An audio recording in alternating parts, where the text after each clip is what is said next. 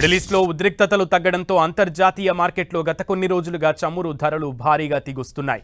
తాజాగా Brent crude ధర America Iran యుద్ధం ముందు స్థితికి చేరుకుంది. బ్రెంట్ క్రూడ్ బ్యారెల్ ధర $72.28 తగ్గింది. క్రితం సెషన్తో పోలిస్తే దీని ధర 4% మేర తగ్గింది. ఇక west Texas intermediate crude oil ధర 1.69% తగ్గి బ్యారెల్కు $69.15 పలికింది. ఇటీవలి కాలంలో దీని ధర $70 దిగువకు చేరడం ఇదే తొలిసారి. గడిచిన 24 గంటల్లో హర్మూజ్ మీదుగా కనీసం 2 కోట్ల బ్యారెళ్ల చమురు రవాణా అయినట్లుగా అమెరికా ఇంధన మంత్రిత్వ శాఖ వెల్లడించింది.